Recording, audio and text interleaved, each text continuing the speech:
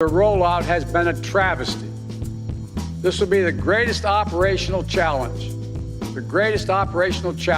we will ever face as a nation. We're going to need billions of dollars to get the vaccines from a vial into someone's arm, the vaccination for millions of Americans.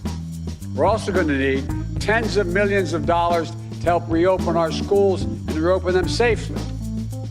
State, local, tribal communities need tens of billions of dollars to keep educators. Map from AAA shows the average price of gas across every state in the country. In 19 states, most of them in the Northwest and Northeast, have seen gas prices higher than the national average of $3.84. In a few weeks, the U.S. gas supply will switch over to winter blend fuel as it does every fall. It provides a little less energy, but Americans drive less during winter. AAA says that it will knock off an additional 10%, 10 cents or so off of what you're paying at the pump. Now, it's been a month since the Colorado Department of Revenue started sending out tax rebate checks to older adults and across the taxpayers. The Colorado Department of Revenue has said that 2.4 million payments were sent to individual and joint filers in amounts of $750 and $1,500. According to Executive Director of the Department of Revenue, 87% of those payments have been deposited. He said in an official statement, just under 2.1 million of those have actually been cashed or deposited. We know there are higher costs out there, and that's why the governor and the legislature wanted them to get them out sooner than next year. The department gave Coloradans a broad expectation that checks should be delivered by the end of September, since unique setups with the U.S. Postal Service and forwarding addresses may delay checks from hitting mailboxes. The state has only had to reissue $150 checks so far to about 2.4 million people. Governor Polo signed a bill that tweaks this year's TABOR refund, which creates an even amount for every taxpayer instead of a proportional refund and sends their refund out earlier than the spring. Also, if you owed income taxes for the state of Virginia in 2021, some of that money might be coming back this fall, as part of a bipartisan tax rebate plan approved this year. The state government is preparing to send out payments of up to $250. The payments won't be quite as big as what the governor Glenn Youngkin suggested in a tax-cutting plan that he campaigned on, but the governor has touted the roughly $1 billion rebate initiative as the largest tax rebate in the history of Virginia. Police officers, firefighters, and other first responders, public health workers on the job. We need more direct relief flowing to families, small businesses, including finishing the job of getting people the $2,000 relief, direct payment. $600 is simply not enough. We're going to have to choose between paying rent, putting food on the table, and keeping the lights on. I also hope the Democratic control of the House and Senate will raise the odds of prompt action on increasing the minimum wage. I've long said that we need to reward work, not just wealth in this country. People in both parties now recognize it's time to raise the minimum wage so hardworking people earn at least $15 an hour minimum. No one should work as millions are doing today, 40 hours a week at a job, and still live below the poverty line. They're entitled to at least a $15 minimum wage per hour. The chair recognizes the gentlewoman from Iowa. Thank you, Madam Speaker, and I yield myself as much time as I may consume. Without objection, the gentlewoman is recognized. Following the pandemic, the nation's workforce needs have drastically changed, and we have a workforce development system that needs to help prepare Americans for the job opportunities of today and tomorrow, not those of the past. The Workforce Innovation Opportunity Act is intended to help unemployed and underemployed workers get the necessary skills to succeed in America's modern economy. Unfortunately, the majority's proposed reauthorization lacks the necessary reforms to help America's workers.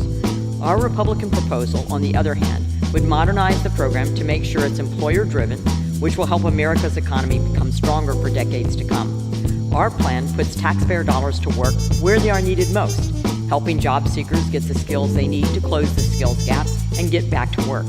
It does this by bringing more competition into provider marketplace, which expands the pool of skills development providers that meet employers' needs and gives more choice to American workers, and ensuring states and localities can use WIOA funds to survey employers to get a better understanding of the skills that are most in demand and respond accordingly. Additionally, the Republican proposal adapts WIOA to the changing economic landscape.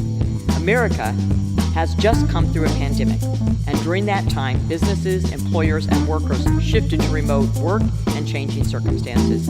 Our skills development and education programs should adapt to changing circumstances as well. Our plan encourages workforce boards to provide services virtually, which streamlines WIOA and eliminates administrative costs and overhead.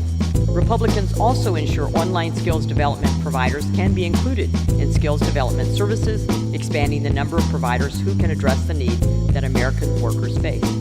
The Republican alternative also levels the playing field. Now, we can expect some big changes from Congress over the next few weeks. Manchin is urging the Biden administration to change the Build Back Better plan immediately. And some Americans have just 2 weeks left to claim an $800 relief check.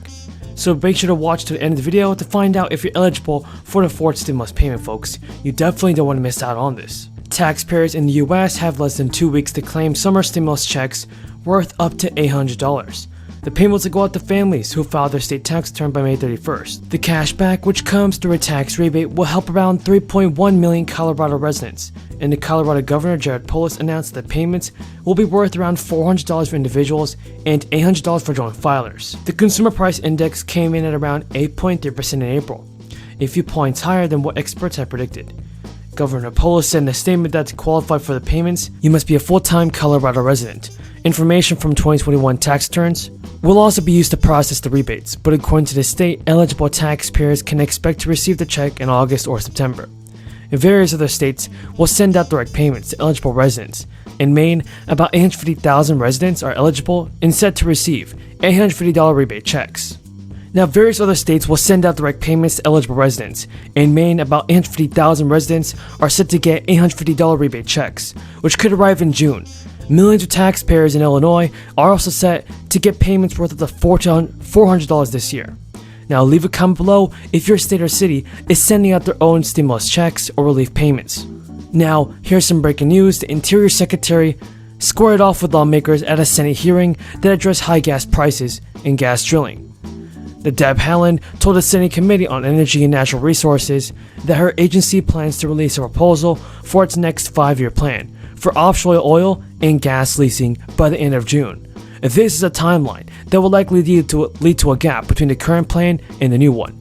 Joe Manchin and Republicans on the committee expressed concern the Department of Interior appeared to be delaying holding more oil and gas lease sales just as gas prices are surging in the United States. Senate Republican John Barrasso stated, "The president says he wants his administration to encourage more energy. Instead, Deb Haaland's department stalls, postpones, and kills oil and natural gas lease sales. Your department is undermining domestic energy production, not expediting it." Energy experts have told CNN that high gas prices cannot be solved by drilling more oil in the United States.